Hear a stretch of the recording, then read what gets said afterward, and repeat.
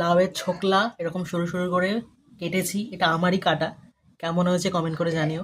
ভাবতুন যেমনটা বলেছিলাম আমার দুটো কাজ রয়েছে, তার মধ্যে একটা সবে কমপ্লিট করতে পেরেছি, বাট আরও একটা রয়েছে। সেটা হচ্ছে তোমার এলআইসি প্রিমিয়াম জমা করা। এদিকে বান রুটি রয়েছে, এদিকে রয়েছে প্রজাপতি বিস্কুট, এগুলো দিয়ে চা খাওয়া হবে। এই গুড মর্নিং বন্ধুরা, welcome to my mini blog.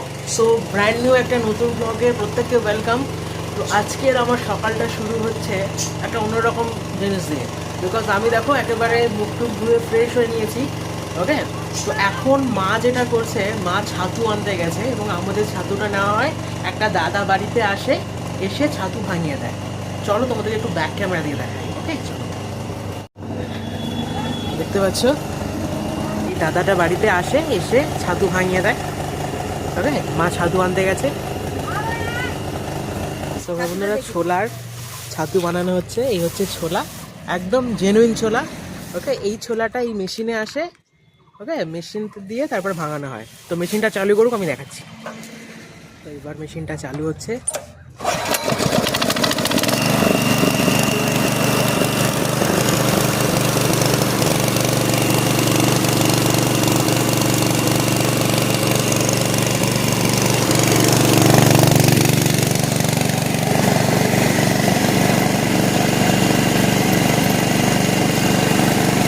ছাতুর দাম আছে পার কেজি 120 টাকা, আর এটা দোকানের ছাতুর থেকে একেবারে ডিফারেন্ট, অথেন্টিক, টেস্ট ওয়াইজ।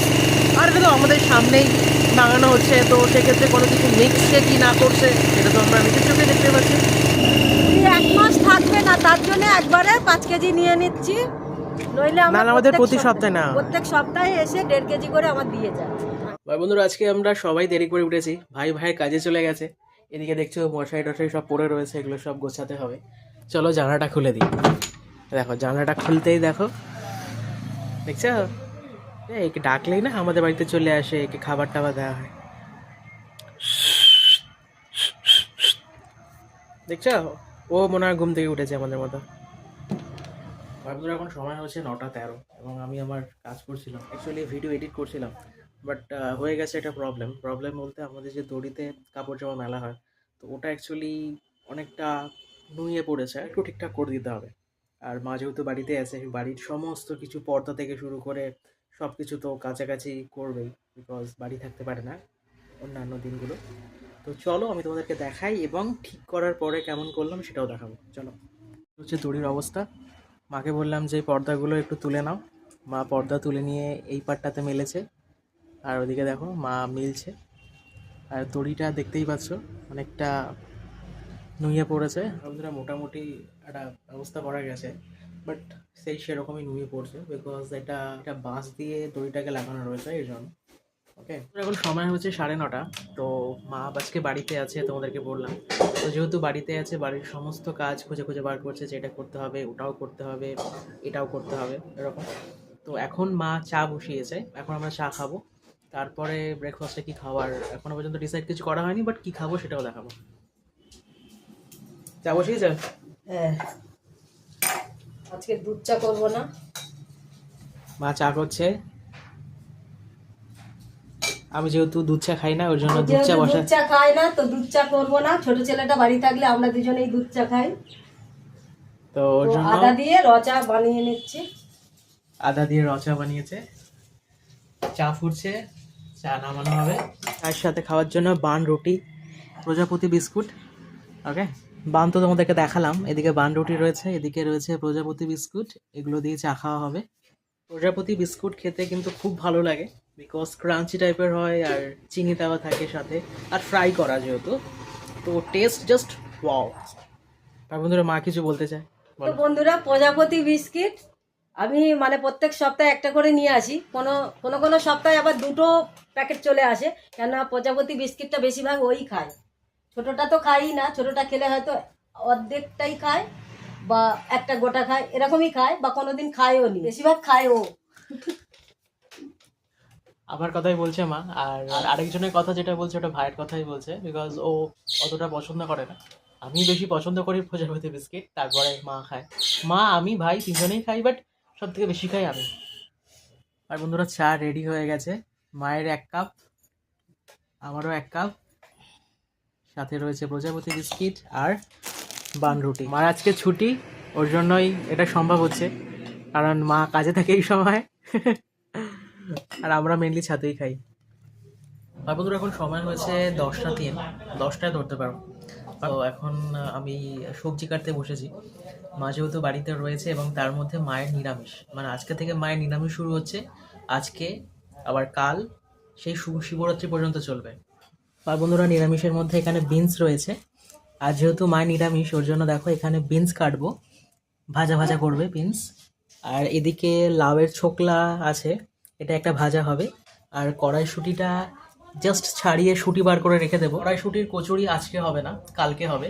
আর আরেকটা ইনফরমেশন তোমাদের দেওয়ার রয়েছে, সেটা হচ্ছে আমরা তো ভীষণই এক্সাইটেড, বিকজ বিহার থেকে আমার একটা মাসি আসছে, মাসির নাতনি আসছে।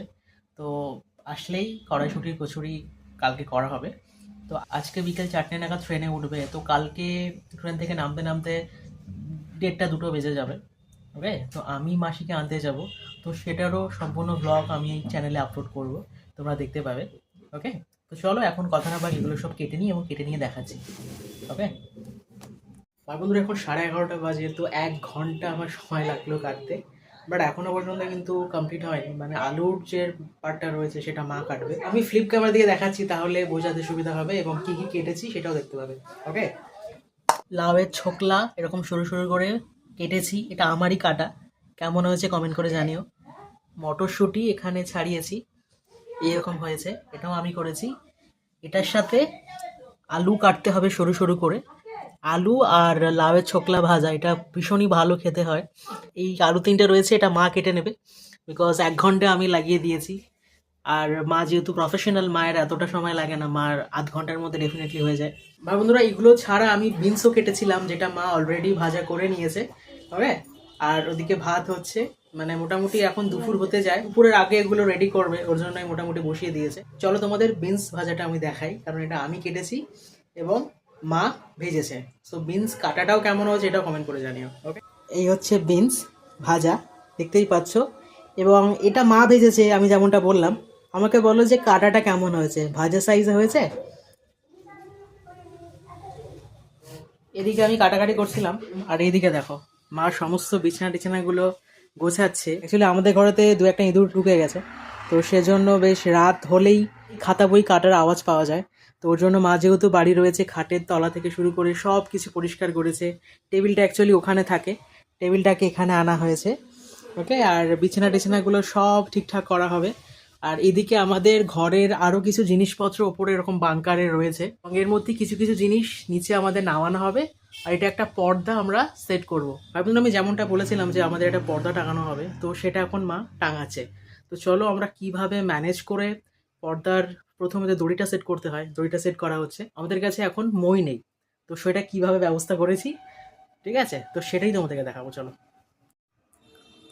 ওখানে তো ইজিলি দড়িটা বাঁধা গেছে খুব সহজেই, বিকজ আমাদের যে শোকেসটা ছিল সেটাকে এখান থেকে সরিয়ে ওখানে করা হয়েছে, অ্যান্ড দড়িটা বাঁধা খুব ইজি হয়েছে।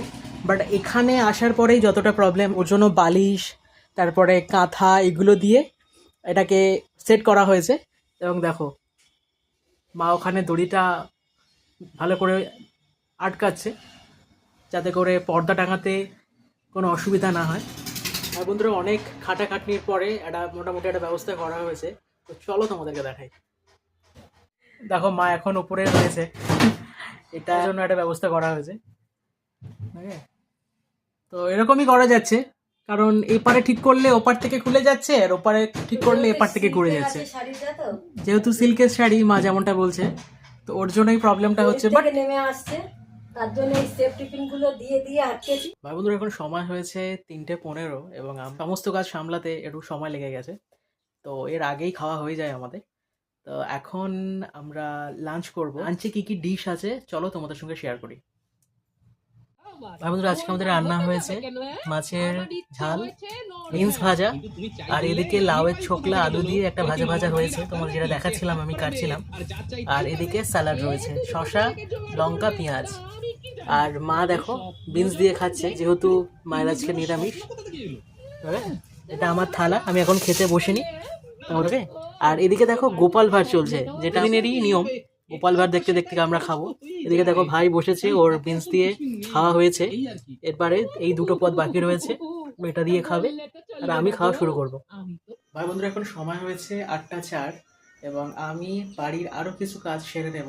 অ্যাকচুয়ালি দুপুরে লাঞ্চ করার পরে কিছুটা টাইম রেস্ট নিয়েছি, তো তারপরে মোটামুটি অটোমেটিক ঘুমটা ভেঙে গেল, বিকজ আমার অনেকগুলো কাজ পেন্ডিং ছিল। এবং কাজগুলো হচ্ছিল এটা, যে একটা হচ্ছে আমি এখন জবের জন্য ইন্টারভিউ দিচ্ছি।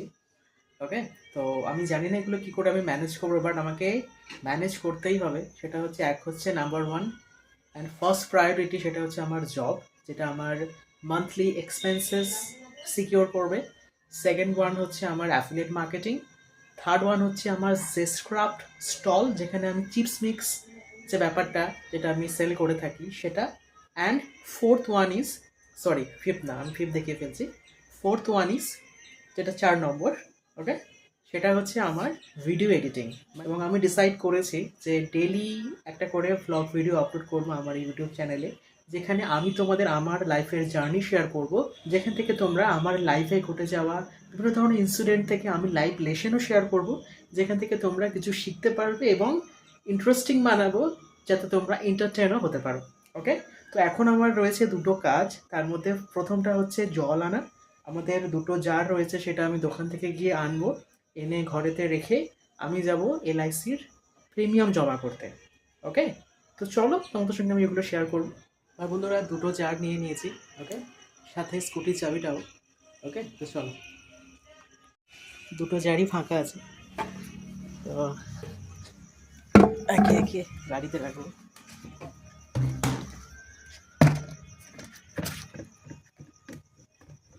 গাড়িটা আজকে ঢাকায় রয়েছে, সকাল থেকে খোলা হয়নি। আর যেহেতু সকালে মাকে কাজে ছাড়তে যাই, তো আজকে যেহেতু মায়ের কাজ ছিল না বলতে কাজ ছুটে নিয়েছিল মা, তো ওর জন্য গাড়িটা খোলাও হয়নি। চলো গাড়িটার কভারটা খুলে নিই।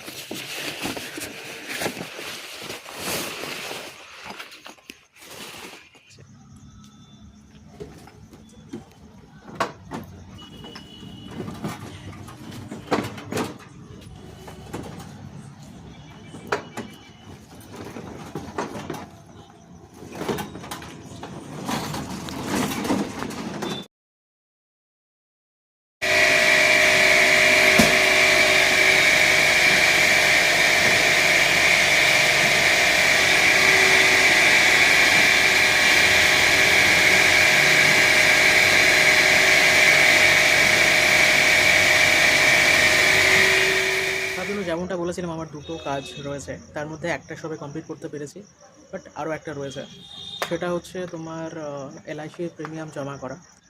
তো চলো, আমি রেডি হয়ে নিয়েছি, মাথায় একটা রুমাল বেঁধে নিয়েছি, এর উপরে হেলমেট পরবো।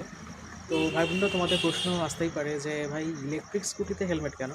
তো আমি অ্যাজ আ সেফটি পারপাসে আমি হেলমেটটা ইউজ করি। ওকে, তো এই জন্যই পরা, বাট এমনি তো লিগালি লাগে না, বিকজ কোনো নাম্বার প্লেট নেই যে কেস দেবে, তো সেক্ষেত্রে লাগে না, বাট সেফটি পারপাসে আমি হেলমেটটা পরি। তো চলো যাই, গিয়ে LIC প্রিমিয়ামটা জমা করে আসি। সো ভাই বন্ধুরা, প্রিমিয়াম জমা করা হয়ে গেছে, এই হচ্ছে তার দুটো রসিদ, দেখতেই পাচ্ছ। একদম মতো বলে রাখি, আমি ভেবেছিলাম আমার বাড়ির ওখানে যেতে হবে, মানে আমি আগে যেখানে থাকতাম সেখানে, বাট তার কোনো প্রয়োজন পড়েনি, আমার বাড়ির পাশেই ছিল। এবং ওখান থেকে এই রসিদগুলো দেয় কি না এটা কনফার্ম জানা ছিল না, তার জন্য ডিসাইড করেছিলাম। বাট কাকিমাকে গিয়ে বললাম, কাকিমা বললো যে না, আমরা রসিদও দেবো। সো অ্যান্ড ওনার বিহেভিয়ারও খুব ভালো ছিল। ওকে, ওনার দোকানে একটু লোকেশনটা বলে দিই, তোমরা যদি এরকম LICর প্রিমিয়াম জমা করতে যাও, তাহলে গঙ্গাজোয়ারে যে রোড রয়েছে, গড়িয়া স্টেশন থেকে আসছে, ওখানে লক গেটের ওখানে তোমার একটা দোকান রয়েছে, এটা কাকিমা বসে থাকেন। ওকে, ওনার কাছ থেকে এই প্রিমিয়ামগুলো আমি জমা করেছি, তোমরা চাইলেও করতে পারো। বা বন্ধুরা এখন সময় হচ্ছে 10টা 40, তো আমার ডিনার কমপ্লিট হয়ে গেছে। লাঞ্চের সময় যেই সমস্ত আইটেমগুলো ছিল সেগুলোই ছিল, আলাদা করে কিছু করার সময় পাইনি মা।